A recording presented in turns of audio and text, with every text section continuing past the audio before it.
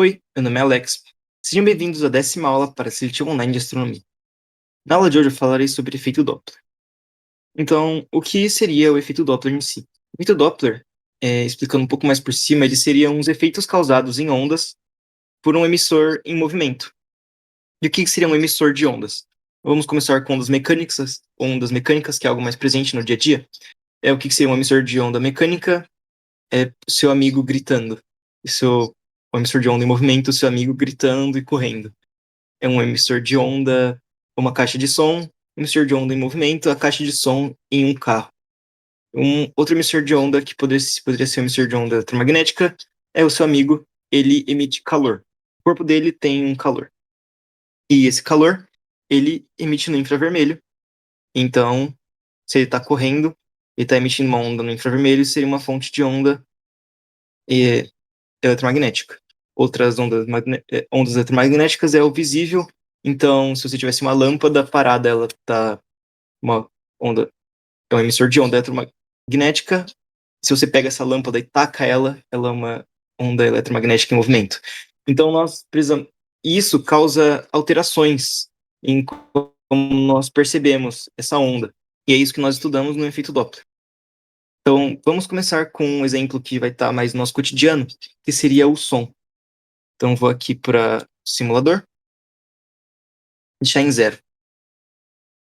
Então, você percebe aqui, a frente de onda, é que se ele está parado, então o seu observador vai receber as ondas. Interpreta isso daqui, cada linha dessa, como se fosse um comprimento de onda. Então, cada vez que isso aqui encosta no seu observador, é como se a sua onda estivesse completando uma oscilação. Então, dependente da distância que ele está da sua fonte, ele vai ter sempre a mesma comprimento de onda.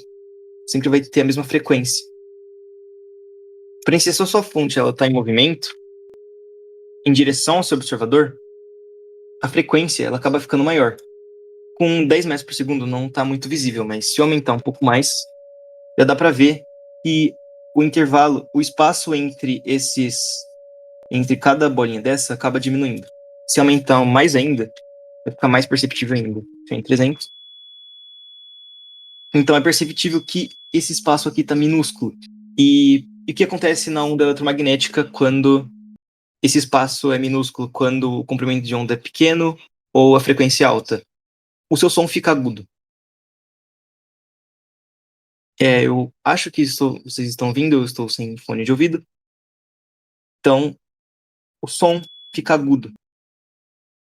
E quando o comprimento de onda tá grande, quando a sua frequência está baixa, como está representado aqui, a frequência está começando a ficar baixa, o seu som fica grave. E é isso que a gente consegue observar no nosso dia a dia, porque a velocidade do som ela é relativamente baixa. Ela é alcançada por equipamentos nossos ela é relativamente baixa, então não conseguimos chegar em velocidades próximas de 10% da velocidade do som no nosso cotidiano. E por isso os efeitos acabam sendo perceptíveis no nosso dia a dia. Então o carro ele vem, faz o entendeu? E voltando à lousa, nós podemos montar um diagrama disso. Então eu vou determinar aqui que está o nosso observador. Então isso aqui e intervalos de tempo. 1, 2, 3, 4 e 5. Então a sua onda que foi emitida agora, a 1 segundo, ela vai ter esse comprimento aqui. E a sua onda que foi emitida a 1 segundo atrás, a 2 segundos atrás, vai ter um comprimento maior, porque tem mais tempo dela se propagar. E a sua outra onda, foi emitida a 3 segundos atrás, um comprimento maior ainda. Foi emitida há mais tempo ainda, ela vai estar aqui. Acho que seria mais interessante eu aumentar mais. Aqui, mais. Aqui. E a sua onda que foi emitida há 5 segundos atrás. Aumentei demais. Aqui. Então o diagrama funcionaria mais ou menos assim, tá fora de escala, mas nós podemos ver que aqui o comprimento de onda é claramente menor do que aqui. e que esse diagrama está completamente diferente caso seu emissor de onda estivesse parado. E na luz, que é o nosso que nós realmente queremos observar. Porque qual que é a utilidade de eu usar efeito Doppler no som se o som nem se propaga no espaço? O importante é que você consiga entender para que agora eu possa explicar na luz.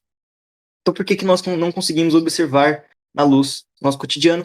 Porque os objetos eles estão próximos, porque os objetos eles se movem numa velocidade muito baixa comparada com a velocidade da luz, que a velocidade da luz é 3 vezes 10 elevado a 8 metros por segundo. Então é um 3 seguido de 8 zeros, e é uma velocidade muito grande. 1, 2, 3, 4, 5, 6, 7, 8. E um carro ele se move nessa velocidade daqui.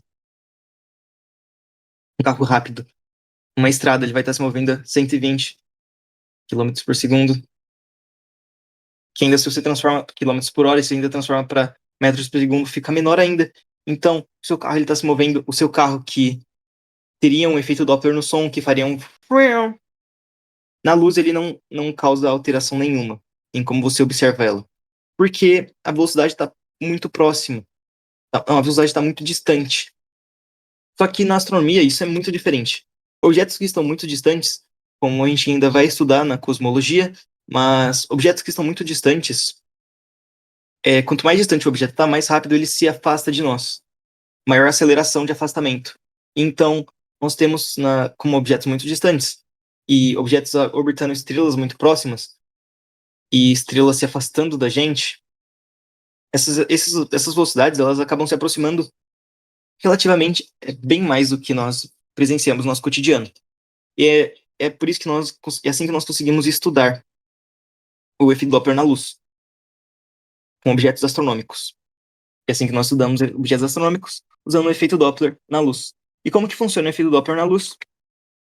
Ele vai usar a mesma lógica do efeito Doppler no efeito Doppler na onda mecânica.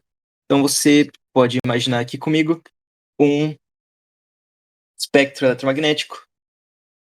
E vamos considerar só aqui o visível. Aqui estando 400 nanômetros, é melhor 400 para cá, 400 nanômetros de comprimento de onda, e aqui 700 nanômetros de comprimento de onda. Para cá nós temos o vermelho, e abaixo disso nós temos o infravermelho, ou acima, mas aqui, como é uma grandeza inversamente proporcional, a frequência ela está crescendo nesse sentido daqui. Então a frequência ela está crescendo para esse sentido. Então aqui no meio nós temos o verde. Então quando um objeto está se afastando de nós, significa que o comprimento de onda dele está diminuindo. Então se o comprimento de onda dele está diminuindo, a cor dele, que originalmente estaria aqui, ela seria puxada para cá. Então ela estaria avermelhada.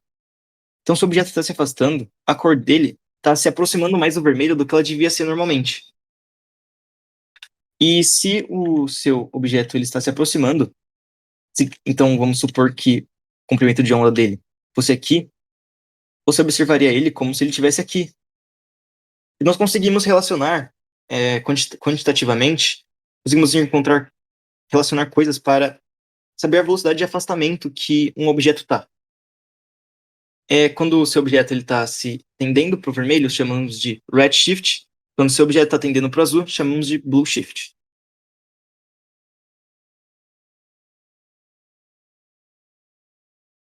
Futuramente eu vou fazer outra aula sobre esse conteúdo, mas por cima, redshift, objeto se afastando.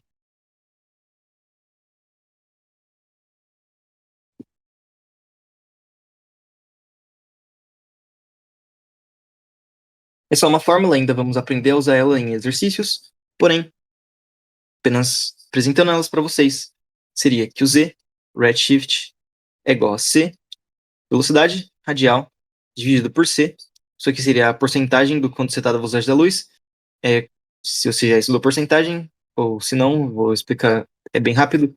Uma porcentagem de algo seria a sua quantidade de coisas que aconteceram dividido pelo total. Então, N sobre T.